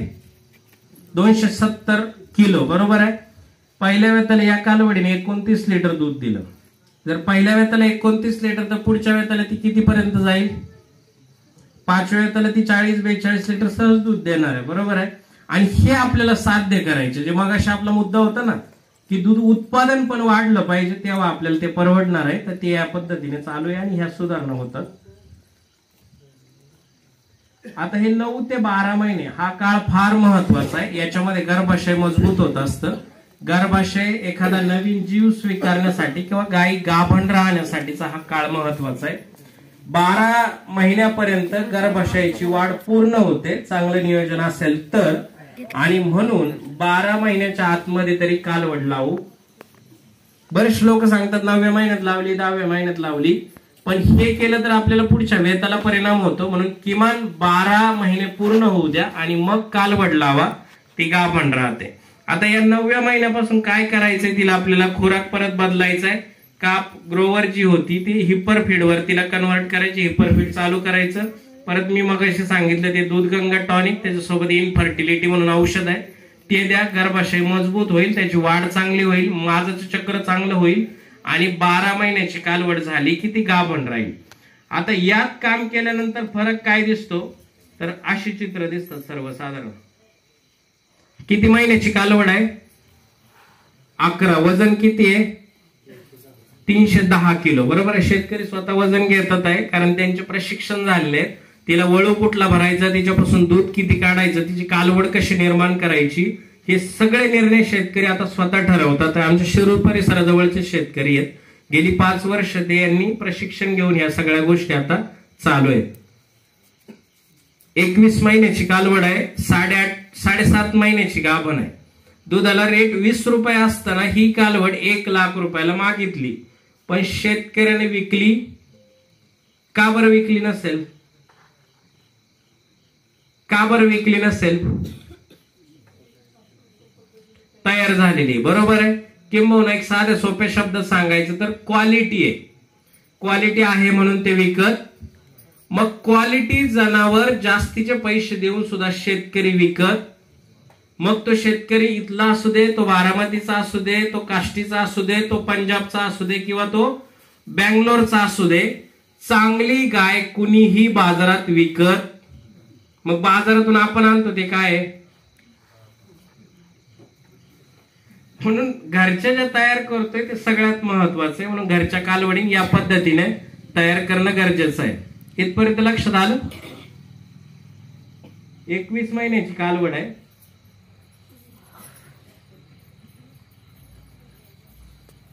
आता याच्यानंतर तयार होणारी गाय ही अशी चित्र दिसतं. आता ही गाय मुक्त गोठ्यातली आहे, 2 वर्ष धुतलेली सुद्धा नाहीये. दिवसाला म्हणजे हा 17चा फोटो आहे, त्यावेळी या गायीचं दूध होतं 38 लिटर. आता तर अजून ब्रीडिंगवर काम करून पुढे पोहोचलोय. तर अशा गायी जर आपल्या गोठ्यात दिसल्या तर याच्यात काय बघायची गरज आहे? तिथं दूध उत्पादन लॉस मध्ये आहे किंवा काय हे बघायची गरज आहे? तिच्या अंगावरची चमक, तिची ताकद, तिचं दूध याच्यावरून अंदाज होऊ शकतो आपल्याला हा गोठा नफ्यात आहे तोट्यात आहे. ही अशी चित्र आपल्या गोठ्यावर निर्माण होणं गरजेचं आहे आणि हे होऊ शकतं. फार सोपं आहे, फक्त थोडं लक्षपूर्वक करणं अपेक्षित आहे. विण्यापूर्वीचा काळ बघितला आपण, कालवड संगोपन पाहिलं, गायी होईपर्यंत पाहिलं. आता ती खाली झाल्यानंतर ती दुधात आली. आता दूध देणाऱ्या गायी हा शेवटचा भाग आहे, तो फार महत्वाचा आहे. कारण कोणी किती सांगितलं तरी दूध देणाऱ्या गायींपासून आपल्याला दूध चांगलं मिळालं तर बाकीच्या गोष्टी होणार आहेत, बरोबर आहे. अन्यथा बाकी किती गोष्टींवर काही सांगितलं तर उपयोग. आता ह्या 5 गोष्टी आहेत बघा, इथं दिसतात आहे. हे गायीचं पंचपक्वन नाही. जसं आपलं पंचपक्वन नाही तसं गायीचं काय काय आहे? हिरवा चारा, वाळलेला चारा, खुराक, त्याच्यानंतर पावडर किंवा मिनरल पावडर आणि 24 तास तिला प्यायला पाणी. आता मी एक गोष्ट कायम सांगत असतो, गायला जर दिवसभर 24 तास तिच्या समोर तिला प्यायला पाणी असेल तर वरून दुधात टाकायची गरज, कारण दुधात पाणी किती टक्के आहे? पाणी किती टक्के दुधामध्ये? 80%. अजून तरुण मंडळी, पाणी किती आहे दुधामध्ये? काय घेणं पडले, घरचे बघन डेअरीवाला बघन. बरं 8-5 3-5 8-5 हे जे प्रमाण आहे हे कशावर ठरवलं जातं? 3-5 8-5च का? 3-5 8-5 याची बेरीज किती येते? 12. बरोबर आहे. 12% घनघटक दुधात असतात कमीत कमी, आणि म्हणून ते प्रमाण आहे 3-5 8-5. बरोबर आहे. मग उरलेलं पाणी किती आहे? 100तून 12 गेल्यावर उरलं किती? 88% दुधामध्ये पाणी असतं, आणि म्हणून गाईला पाणी मुबलक देणं गरजेचं आहे. पाणी जरी कमी पडलं तर फॅटला परिणाम होतो आणि दूध पण कमी होतं. इथपर्यंत लक्षात आलं. आणि बऱ्याच वेळा हे जे 12 प्रमाण आहे ना, याच्या खाली सुद्धा गाई आपली क्वालिटी दूध देते, कमी क्वालिटी. आणि बऱ्याच ठिकाणी असं दिसतं की मग हे कमी क्वालिटीचं दूध मशीनला लावलं तर मशीन पाणी दाखवतं. बऱ्याच शेतकऱ्यांचा गैरसमज पण होतो की आपल्या दुधात पाणी नाही तरी आपलं मशीन. तर हे निकष ठरवलेले असतात, तर त्या निकषानुसार हे 3-5 8-5 प्रमाण आहे, कारण कमीत कमी दुधामध्ये 12% घनघटक आहेत, आणि ते पूर्णता येण्यासाठी तिला पाण्याची पण मुबलक प्रमाणात गरज आहे. आलं लक्षात? आता पाणी सोडून द्या, उरले 4 घटक. त्याच्यामध्ये हिरवा चारा, वाळलेला चारा, खुराक आणि पावडर. बरोबर आहे. हे 4 घटक गाईला गरजेचे आहेत. आता ह्या 4 घटकांवर 1-2 मिनिटं तुम्हाला सांगतो. हे 4ही घटक जर पाहिले तर याच्यात सगळ्यात जास्त लागणारा घटक कुठला आहे गाईला? सगळ्यात जास्त हिरवा चारा. बरोबर. 30-35 किलो हिरवा चारा, 5-7 किलो वाळलेला चारा, 5-1 किलो खुराक, 100-200 ग्राम पावडर. म्हणजे एक गोष्ट सगळ्यांच्या लक्षात आली का? इकडे हिरवा चारा आहे, हा गाईला सगळ्यात जास्त लागतोय, आणि इकडं प्रमाण कमी होत जातं. बरोबर आहे. पहिला 30-35 किलो हिरवा, 5-7 किलो वाळलेला, 5-1 किलो किंवा 3-4 किलो जर चांगला चारा असेल तर 3-4 किलो खुराक, आणि 100-200 ग्राम पावडर. बरोबर. म्हणजे इकडं सगळ्यात जास्त आहे आणि इकडं कमी कमी होत गेलंय. आता किमतीच्या हिशोबाने आपण पाहू, हिरवा चारा कसा किलो आहे? आता मूर घासावाले सुद्धा मका घेत असतील, इकडे तर किती रुपयाने घेतात? 2-2.5 हजार रुपये टन घेत असतील. बरोबर आहे. म्हणजे हिरव्या चाऱ्याची किलोची कशी किंमत झाली? 2.5 रुपये किलो. बरोबर. वाळलेला चारा कसा किलो आहे? 8 ते 10 रुपये किलो. बरोबर आहे. खुराक कसा किलो आहे? 35 रुपये किलो. बरोबर आहे. पावडर कशी किलो आहे? 125-130 रुपये किलो चांगली पावडर. बरोबर आहे. याच्यात लक्षात काय आलं तुम्हाला की सगळ्यात जास्त लागणारा घटक कुठला आहे? हिरवा चारा. आणि सगळ्यात स्वस्त कुठला घटक आहे? हिरवा चारा. बरोबर आहे. अर्थशास्त्र कुठं अवलंबून आहे? हिरव्या चाऱ्यावर. बरोबर आहे. आणि इथं आपण कमी पडतोय. गेले कित्येक वर्ष आपल्याकडे असे शेतकरी 2,000ची कांडीची बॅग घेऊन येतात गायींना घालण्यासाठी, पण घरी गेलं तर गायींना खायला काय असतं? ऊसाची वाडी किंवा ऊस. वास्तविक पाहता चारा सगळ्यात स्वस्त आहे, तो गायीला सगळ्यात जास्त लागतो, तो कमी खर्चात तयार होतो, आणि तिथं आपण जवळपास खुराकाची 30-40% बचत करू शकतो. तिथं आपला नफा वाढणार आहे. चांगला चारा जर तयार केला तर लिटर पाठीमागे 3 ते 4 रुपये आपण वाचवू शकतो. आणि पैसा वाचवणं याचा अर्थ काय? नफा वाढवणं. बरोबर आहे. हा एक भाग झाला. चाऱ्याचं लक्षात आलं. चाऱ्यामध्ये खूप चांगले वाण आहेत, अडवांटा कंपनीचे पण आहेत, त्यांनी आता इथं मागे लावलंय. त्याच्यानंतर मक्केमध्ये चांगले वाण आहे. GRM 2020 सारखी मका आहे, 30 टन वगैरे निघते, 30-35 टन एकरी. कस पण चांगला आहे, त्याच्यामध्ये प्रथिनांचं प्रमाण पण चांगलं आहे. मुरघास वगैरे ह्या गोष्टी करणं गरजेचं आहे, कारण मका आपल्याला जरी आपण चिकातली कापायला चालू केली तरी 8-1 दिवस आपल्या हातात येते, उरलेली कडक होते, कंस काढून घेणार आपण, परत ते गायीला घालणार, त्याचा काही उपयोग होत. त्यासाठी मुरघास वगैरे इकडे चांगल्या संकल्पना आधीपासून लागू आहे, तरी ज्यांनी केलं नसेल त्यांनी करायला चालू करा. मुरघास आणि वाळलेला चारा सोबतीला हे असेल तर बाकी चाऱ्याची गरज पण पडत, शिवाय खुराक कमी लागतो. आलं लक्षात. परदेशामध्ये एक माणूस 6-6 हजार गाई सांभाळतो, त्यानं जर विचार केला की आज घास कापायला जायचं, मका कापायला जायचं, तर कधी येईल तो? बरोबर आहे. त्याच्यामुळे चाऱ्याचं नियोजन या पद्धतीने करणं गरजेचं आहे. जिथं चाऱ्याचं नियोजन उत्तम आहे तिथं खुराकावरचा खर्च प्राथमिकता आपल्या दृष्टीने, सगळ्या शेतकऱ्यांच्या दृष्टीने खुराकाला आहे. आज लोक खुराक याच्यावर फार लक्ष देतात, मात्र चारा सगळ्यात महत्वाचा घटक आहे. गाईचं पोट सुद्धा त्यासाठी बनलेलं आहे, म्हणून चाऱ्यावर लक्ष देण्याची गरज आहे. आलं लक्षात. आणि म्हणून इथं नफा खरा अवलंबून आहे. या सगळ्या गोष्टींची पूर्तता झाली की मग आपल्याला दूध चांगलं मिळतं. आलं इथपर्यंत लक्षात. आता शेवटचा भाग 2-3 गोष्टींच्या समस्या आहेत. आता हे सगळं सांगितलं मी, कांडी पेंड द्यायची, खुराक द्यायचा, वाळलेला चारा द्यायचा, अमकं द्यायचा. तर राहिला भाग पावडरचा. बऱ्याच कंपन्या आहेत, लोक सांगतात सगळे हे वापरा ते वापरा, पण मी जी सुचवतो ही आहे लॅक्टिमॅक्स. आता ही का वापरायची हे मी सांगतोय म्हणून वापरायची. मी पहिले नमूद केलं होतं याचे परिणाम आपल्याला काय पाहायला मिळतात, ते परिणाम आपण पाहिले तर हे वापरायचं. बरोबर आहे. आता लॅक्टिमॅक्स का वापरायची तर त्याचं कारण पण सांगतो. आता ही का वापरायची याचं आधी स्पष्टीकरण देतो. ही वापरायला चालू केलं तर सर्वसाधारण एका गाई पाठीमागे आपल्याला वर्षाला 3,500 रुपये ते 3,700 रुपये खर्च होतो. वेळाल्यापासून 8 वेळेपर्यंत कंटिन्यू ठेवायची. आता फायदे काय होतात? 3,500 रुपये गुंतवले आपण एका वर्षासाठी किंवा 10 महिन्यासाठी. पहिला फायदा, जवळपास 400 लिटर दूध आपल्याला वेतामध्ये जास्त मिळतं. किती? तुम्ही प्रयोग करून बघा. 400 लिटरचे पैसे किती झाले? 12,000 रुपये. बरोबर. आपण गुंतवलेत किती? 3,500 रुपये. गाय गाभण राहत नाही, माझावर येत नाही ही समस्या राहत, याच्यामध्ये किती पैसे वाचतील? किमान 2-3 हजार रुपये. त्याच्यानंतर मस्टायटिस जो आजार आहे तो होत नाही असं नाही, पण त्याचं प्रमाण 90% कमी होतं. येतं किती पैसे वाचतील? एक 2-1 हजार. बरोबर. 2,000 ते 2,000 हे पहिले 12,000, 4,000, 16,000 झाले. बरोबर आहे. याच्यामध्ये सल्फरचं प्रमाण चांगलं असल्यामुळे गाईच्या अंगाला असणारे गोचीड वगैरे पण निघून जातात, नवीन गोचीड पण लागत नाही, हिमोग्लोबिनची वाढ पण चांगली होते. याच्यामध्ये किती पैसे वाचतील? वर्षभराचे 1,000 रुपये. बरोबर आहे. म्हणजे सगळा नफा किती झाला आपला, म्हणजे किंवा आपण प्रॉफिट मध्ये किती आलो? एकंदरीत 17,000 रुपये. बरोबर. आणि आपण व्यवसायात गुंतवले किती होते याच्यासाठी? 3,500 रुपये आपण गुंतवले, आपल्याला 17,000 रुपये मिळाले. किती दिवसामध्ये? पुण्यापुऱ्यात 10 महिन्यात. 10 महिन्यात 3,500चे किती पैसे झाले? 17,000 रुपये. हा पहिला भाग लक्षात घ्या. आता अजून पुढे, म्हणजे हे तर मी सांगितलं, अजून का वापरायची, तर इथं काही मी समस्या तुम्हाला दाखवतोय. याच्यामध्ये 3 फोटो आहेत पण 5 समस्या आहेत. पहिली आहे मस्टायटिस किंवा मस्टडी ज्याला आपण म्हणतो, स्तनदाह.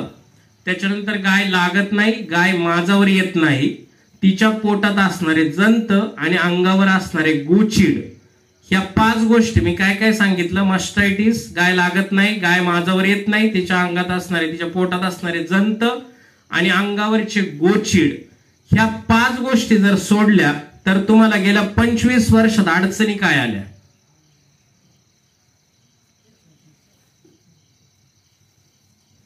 ह्या 5 गोष्टी जर सोडल्या तर तुम्हाला अडचणी काय आल्या? याच्या पलीकडे अडचणच नाहीये. साथीचे रोग क्वचित येतात, हे दरवर्षी चालू आहे. बरोबर आहे. लसीकरण होत नाही का? लाळीचे मी शेवटी त्याचा उपाय सांगतो. फार अगदी 2-4 दिवसात जनावर कव्हर होतात. होमिओपॅथीमध्ये त्याचे रामबाण उपाय, त्याच्यावर पण मी घेतो.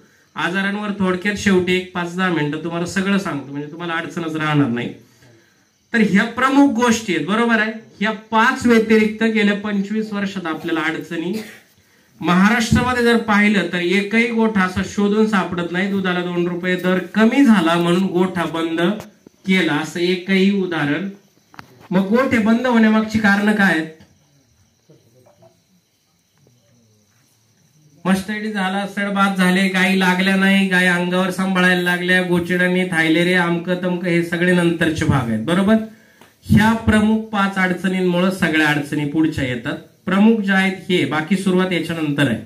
आता या सगळ्या गोष्टी जर पाहिल्या, तुम्ही मगाशी सांगितल्याप्रमाणे लाळ खुरकूत सोडून ह्या जर गोष्टी आपण 5 पाहिल्या, तर हे कुठले साथीचे आजार नाहीत किंवा याची लाट येते असं काही भाग नाही. ह्या सगळ्या 5 गोष्टी आहेत, ह्या आपल्या गोठ्यावरून हद्दपार करणं हे फक्त शेतकऱ्याच्या हातात आहे. याला कुठल्या डॉक्टरची गरज लागत नाही, तज्ञ माणसाची गरज लागत नाही, फार सोपं आहे.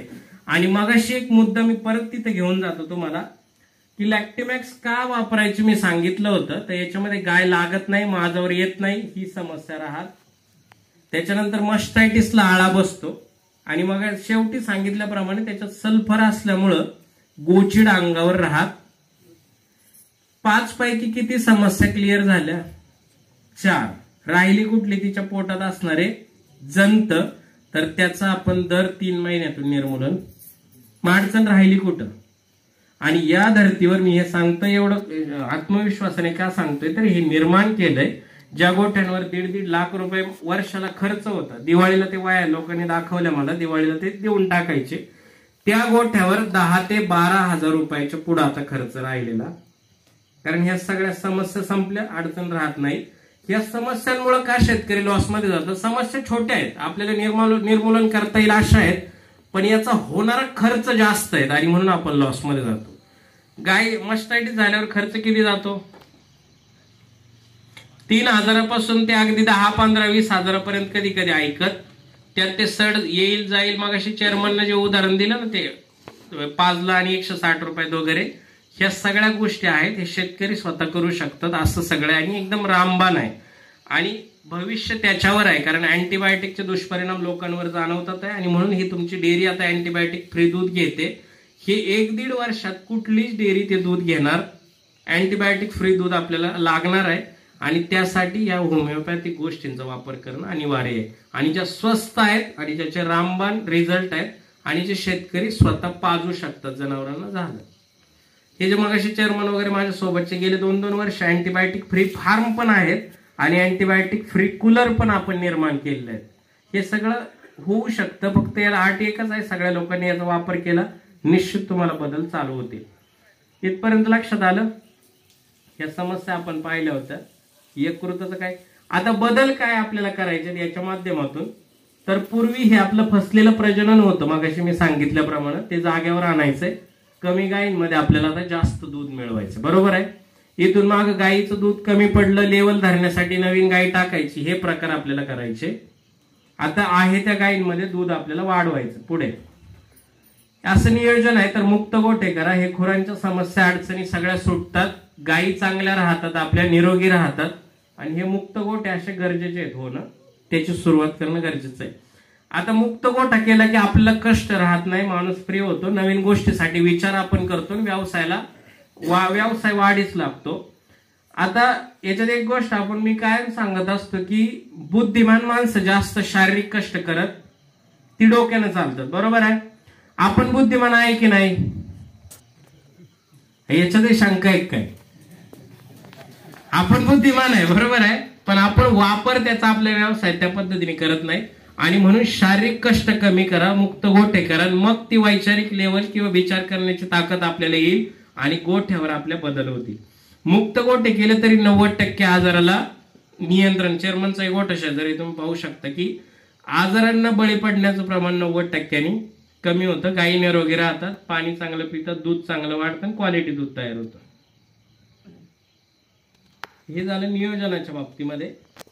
काय करायचं आपल्याला? खर्च कमी करायचा आहे, कष्ट कमी करायचे, उत्पादन चांगलं वाढवायचंय. मग असे शेतकरी आपल्याला निर्माण करायचे ज्यांना दुधातून खरोखर ते प्रगती करणार आहे. याला काय गरजेचं आहे? प्रबोधन गरजेचं आहे. आणि फक्त प्रबोधन झालं संपलं, ऐकलं सोडून द्यायचा हा भाग नाही. प्रबोधन झाल्यानंतर आपली सुधारणा गोठ्यावर दिसली पाहिजे. आणि मग प्रबोधन झाल्यानंतर सुधारणा झाली की अशी चित्र दिसायला, हे असं आपल्या हाती येणार. मग बरोबर आहे, तेवढा पैसा आपल्याला व्यवसायातून मिळणार आहे. आपल्याला काय बनायचंय? तर दूध उद्योजक आपल्याला तयार व्हायचं, उत्पादक सोडून द्यायचं. जसं मग चेअरमनने सांगितलं, स्वतःची कंपनी आपल्याला सुरू करायची. बरोबर आहे. आणि म्हणून आपल्याला उत्पादक व्हायचंय. आता याच्यात अजून एक गोष्ट सांगतो मी तुम्हाला. दुग्ध व्यवसायावर आपण एवढं का बोलतोय त्याचं अजून एक उदाहरण आहे, साधं, अगदी तुम्हाला क्लिअर होईल की हा दुग्ध व्यवसाय करणं का गरजेचं आहे. तर पहिला भाग, पूर्वी आपल्या भागामध्ये लोकांनी ते यमुपालन चालू केलं बघा. शहामृगासारखे पक्षी इकडे आलं होतं का? किती दिवस चाललं ते? 1 वर्ष, बरोबर आहे. त्याच्यानंतर लोकांनी ते शेततळ्यात मासे सोड ते विक हा प्रयत्न केला. किती दिवस चाललं? 1 वर्ष, बरोबर आहे. त्याच्यानंतर लोकांनी ते पांढरे ससे वगैरे अमकं तमकं हे विकणं हे पण प्रकार केले. किती दिवस चाललं? 1 वर्ष. नंतर लोकांनी काही शेळ्यांमध्ये चांगला पैसा आहे, आपण शेळी पालन करू, सगळी जी साठवलेली पुंजी आहे त्याच्यामध्ये टाकून दिली. किती वर्ष शेळी पालन नाही, यशस्वी झाले, पण प्रमाण किती आहे? कमी आहे. 1-2 वर्षानंतर शेड बंद झाले, बरोबर आहे. आता अलीकडचं उदाहरण आहे कडकनाथ. किती दिवस चाललं? आणि दुग्ध व्यवसाय एकमेव गोष्ट आहे जे 35 वर्षापूर्वी होता, आपले वडील करत होते, आपणही करतोय. आणि जोपर्यंत चंद्र सूर्य आहे तोपर्यंत दुग्ध व्यवसायाला अडचण. लॉकडाऊन मध्ये शेती थांबली पण व्यवसाय थांबला, आणि म्हणून आपल्याला काळजीपूर्वक हा व्यवसाय करायचा आहे. आता चंद्र सूर्य आहे तोपर्यंत तो टिकणारच आहे, पण आपण आहोत, पुढच्या पिढ्या आहेत, तोपर्यंत तो आपल्या गोठ्यात टिकला पाहिजे. यासाठी हे प्रबोधन गरजेचं आहे. आलं इथपर्यंत लक्षात? आता याच्यात काही अडचणी असतील तर तुम्ही विचारा, नाही तर आता समारोपाची वेळ आलेलीच आहे. बाकी ठिकाणी माझे कार्यक्रम जे आहेत रात्री 12 पर्यंत वगैरे लोक बसतात. कदाचित इकडे लोकांना बरीचशी माहिती आधी असावी, त्याच्यामुळं निघण्याच्या तयारीत दिसतात आहे. काय हरकत नाही, जे समजलंय ते महत्वाचं वापर करणं. 8:30ला मी प्रत्येक ठिकाणी उभा राहतो, रात्री 12:45-1 वाजेपर्यंत. आश्वी सारख्या जो प्रगत भाग आहे संगमनेरचा, तिथं 12:45ला आम्ही सगळा कार्यक्रम संपवला. 12:45 महिला पण बसून होत्या. आणि आता बदल चालू झाले, तेवढं त्याच्यात दिसतं, सगळ्या गोष्टी होतात. आणि म्हणून मानसिकता चांगली ठेवा. आता वेळ झालेला आहे, 9:30 वाजलेत, सगळ्यांना घरी जायचं आहे. आम्हाला तुमच्यापेक्षा रात्री 2 वाजणार आहे, पण इथं सगळ्या शंका दुरुस्त होणं गरजेचं आहे. आता झाली वेळ, चला झालं, घरी जायचं असं नाही. तर हा व्यवसाय समजावून घ्या आणि त्या पद्धतीने केला तर आपल्याला त्याच्यात यश मिळणार आहे, बरोबर आहे. एक 5 मिनिटं आहेत का तुम्हाला अजून? मला एक अर्थशास्त्र शेवटचं दाखवायचं.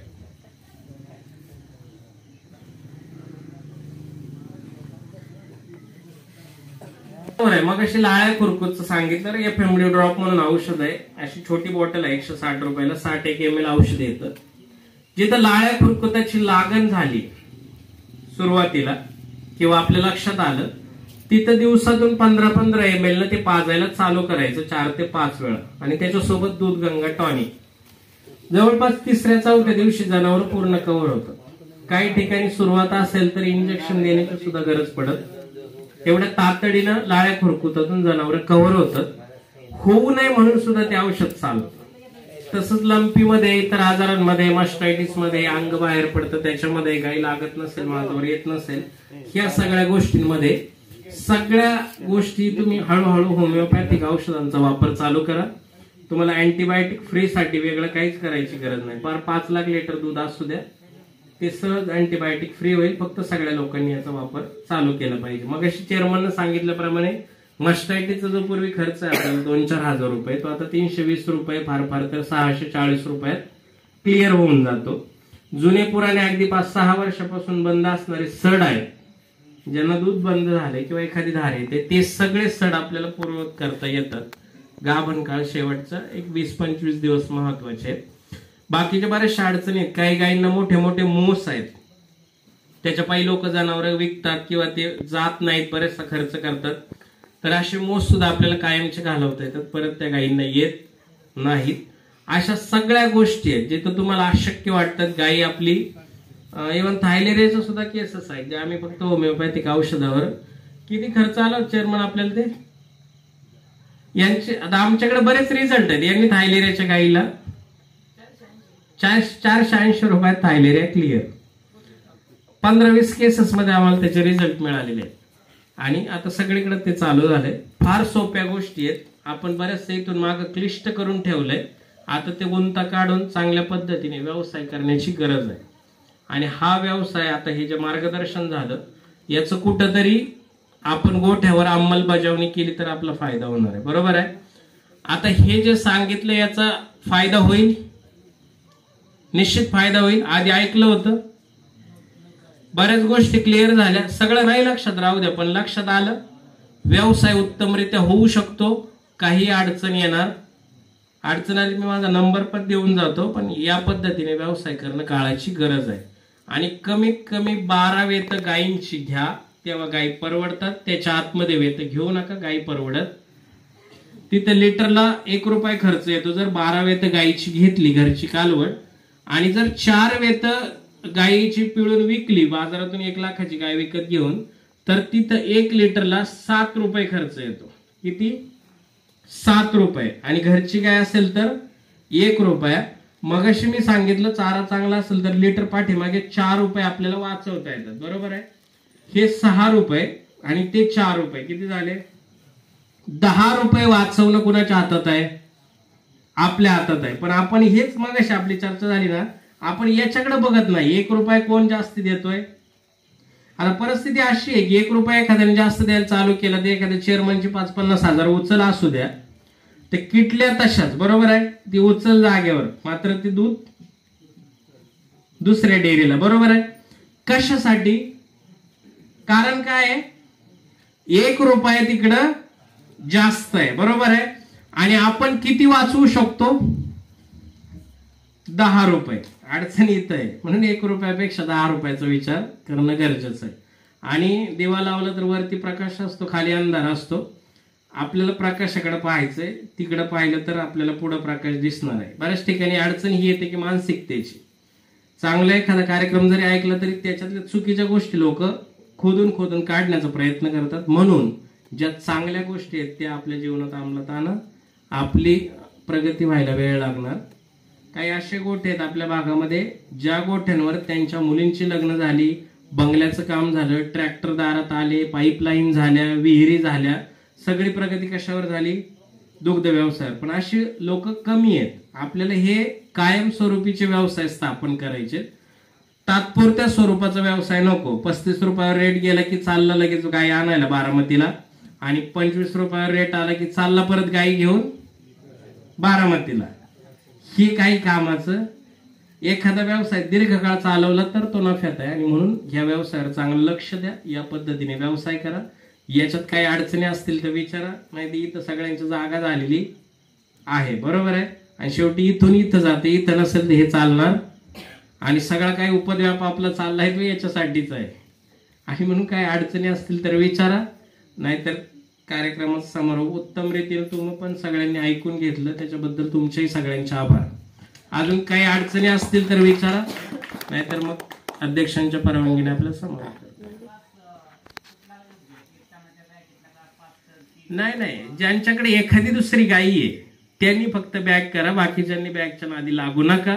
आर्थिक दृष्ट्या ते परवडत नाही आणि त्याच्यात क्वालिटी दर्जाचा मुरघास होत नाही आणि वारंवार तो खर्च आहे. त्याच्यापेक्षा एकदा पैसे जातील, बंकर करून टाका सरळ कॉन्क्रीटमध्ये, सगळ्यात उत्तम. आणि तो मुरघास सुद्धा चांगल्या दर्जाचा होतो, कारण दाब त्याच्यावर चांगला पडतो. बॅगेमध्ये पहिली बॅग दाबतात लोक, हे दुखायला लागतं नंतर दुसऱ्या बॅगला, त्याच्या तुडवा होत नाही. एखाद्या ठिकाणी घुशीनं बॅग खाल्ली किंवा ते एखाद्याची नख पायाची कोण लोक बरेचसे काढत नाहीत, वाढलेली नख असतात, ते तुडवताना ते लायनर आतलं प्लास्टिक फाटलं ते मुरघास खराब व्हायला चालू होतो. आणि जास्त कष्ट करून ते मुरघास तसा बनवला की दुसऱ्या वर्षी इच्छा राहत, कारण 8 दिवस तोच कार्यक्रम चाललेला असतो, इथपासून खालपर्यंत सगळे लोक जाम झालेले असतात. त्याच्यामुळं चांगल्या पद्धतीचे बंकर करा. ट्रॅक्टरनं खाली तुमच्या भागामध्ये कुट्टी जी आहे, आता सचिन थोरात साहेबांकडे आम्ही पाहिलं, ती कुट्टी भरपूर आहे तशा. त्याच्यामुळे तुम्हाला काहीच अवघड नाही. बंकर करायचा, ट्रॉली आणायची, त्याच्यात डम्पिंग करायची, ट्रॅक्टरनं तुडवायचं, झालं. त्याच्यामुळं तो याच्यात करा, बॅगच्या नादी लागू नका. आर्थिक दृष्ट्या ते अजिबात परवडत, वारंवार खर्च राहत होतो. अजून काही मागे तरुण मंडळींना काही शंका नाही? शेण ठेवा ना, मोकळ्या गोठ्यात अवश्य शेण ठेवा. त्याचं बेडिंग म्हणून पण गायींना फायदा होतो, गादी सारखं होतं. दुसरी गोष्ट जे गोमूत्र आहे ते त्याच्यामध्ये पडतं, ते जिरतं त्याच्यामध्ये, ते आपण खत शेताला टाकलं तर त्याला आपल्याला उत्पादनाला पण परिणाम दिसतो. आता एक साधा भाग आहे, एखाद्या वावरामध्ये आपण बकरं बसवली आणि एका ठिकाणी लेंडे नेऊन टाकले तर पीक कुठं चांगलं येणार आहे?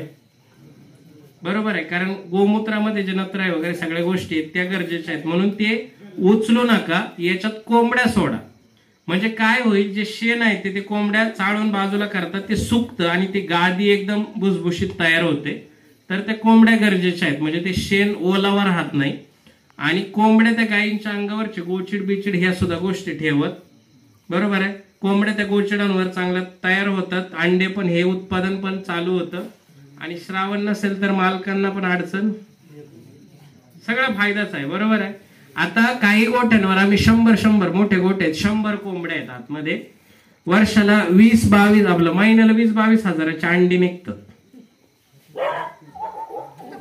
किती साधं सोपं आहे, त्याला वेगळं काही करायची गरज, आणि ते फायदेशीर आहे, पूरक व्यवसाय आहे. तुम्ही कधी निरीक्षण केलं असेल ना, गाई पाय वर करते, समजा एखादा गोचिड तिला निघत नसेल ना, ती त्या कोंबडीला पाय वर करून दाखवते की इथं आहे, आणि ती कोंबडी तो टिपून घेते. म्हणून कोंबड्या गरजेच्या आहेत. आणि बरं, ते कोंबडीचं पिसं खाल्ल्यानं कडकी भरते, विष्ठा खाल्ल्यानं कडकी भरते, हे सगळे गैरसमज आहे, याचा काही विषय नाही. त्याच्यामुळे ती काय, बऱ्याच जण लोकांना ती शंका असते, ती कोंबडीने ते गव्हाणी ते केलं तर अडचण येते, काही अडचण नाही येणार. फक्त अडचण कुठे येते, कधी कधी कोंबड्यांना आजार आहे जो कॉक्सिडिओसिस, पोल्ट्री फार्मवाले असतील त्यांना माहित आहे. हा कॉक्सिडिओसिस आजार, त्याची जर विष्ठेत ते काही असतील त्याचे जीवाणू वगैरे, तर ते गायीच्या खाण्यात आले तर कधी कधी काही गोठ्यांवर गायींना पातळ शेण पडणं चालू होतं आणि ते कशानंच कव्हर होत नाही. ही एक अडचण चुकून काही ठिकाणी येऊ शकते बरं, 1-2 ठिकाणी, बाकी काही अडचण नाही. कारण ज्यावेळी सगळ्या गोष्टी संपतील, पार झाडाची पाने संपतील, दुष्काळ पडेल, त्यावेळी कोंबड्यांचं जे काही आहे विष्ठा, गाईचं शेण वगैरे, याच्यापासून सुद्धा खाद्य निर्मितीसाठी शेवटचा पर्याय आहे. कारण त्याच्यामध्ये तत्व आहेत. त्याच्यामुळे ते कोंबड्यांच्या विष्ठेमुळं, त्यांच्या पंखामुळं गायींना कडकी भरते, ही फार मोठे गैरसमज आहेत. तर हे डोक्यातून काढून टाका. ज्यांना शक्य मुक्त गोठ आहेत त्यांनी कोंबड्या त्याच्यामध्ये सोडून द्या, आणि ऍडिशनल इन्कम तयार होतं, ते काही फारशी अडचण येत नाही.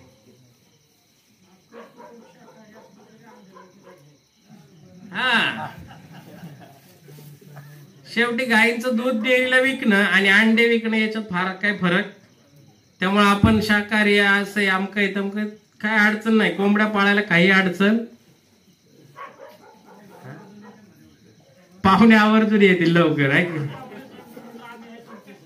मग अशी एक अजून मुद्दा सांगायचा राहिला की लोक मला बऱ्याच ठिकाणी विचारतात, सगळं सांगितल्यानंतर तुम्ही सांगताय ते खरं आहे, पण आमच्या पोरांना एवढा चांगला व्यवसाय, हेही खरं आहे, पैसे जास्त मिळतात, हेही खरं आहे, पण 8-10 हजारात पोरं कामाला का लावावे लागतात? कारण पोरांना पोरी देत. ह्या अडचणी इकडे असतील. बरोबर आहे. आता ज्या पद्धतीने आपण सांगितलं किंवा व्यवसाय जर त्या पद्धतीने केला आणि तसं चित्र दिसलं तर अडचण येत नाही. आमच्या भागामध्ये अशा बऱ्याचशा अडचणी लोक बोलून दाखवत होती, आणि ज्यावेळी हे चित्र दिसायला लागलं त्याच्या नंतर काही प्रॉब्लेम येत नाही. आता कुठल्याही मुलीला 1-1.5 लाख रुपये जर मिळत असतील, सकाळी 2 तास, संध्याकाळी 2 तास, तिथं मात्र हायगाई करायची. पण हे जर चित्र दिसत असेल तर काही अडचण नाही. आज वैचारिक लेवल वाढलेली, 8-10 हजारात काय होतं हे आपल्याला माहित आहे. चेअरमननी मग सांगितलं 10 लोकांनी जॉब सोडून दिले ना, आता व्यवसाय करतात आहे. त्या दौंड वगैरे परिसरात 4-5 लोकांनी हे लेक्चर ऐकल्यानंतर जॉब सोडून दिले, आता व्यवसाय करतात आहे. शेवटी काय, हे पण महत्वाचं आहे. बरोबर आहे. 8-10 हजार आपण कमावणार, 2,000 मोबाईलला, 5,000 पेट्रोलला, संपला विषय. हे तुमच्या समोर एवढं चांगलं उदाहरण आहे, काय पाहिजे अजून? चेअरमनचा गोठा सगळ्यांनी पाहिलाय का तुम्ही? जे पाहिलं नसेल काही नाही तर नक्की बघून घ्या, फार आदर्श गोठा आहे. क्या बात आहे. कुठलं चांगलं आहे चेअरमन?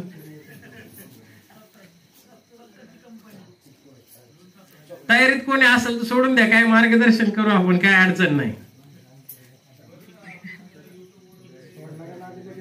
युट्यूबवर 2-3 व्हिडिओ आहेत पण याचे नाही आहेत. आता काय झालं, युट्यूब चालू नाही करू, 1 महिन्याभरात चालू करू.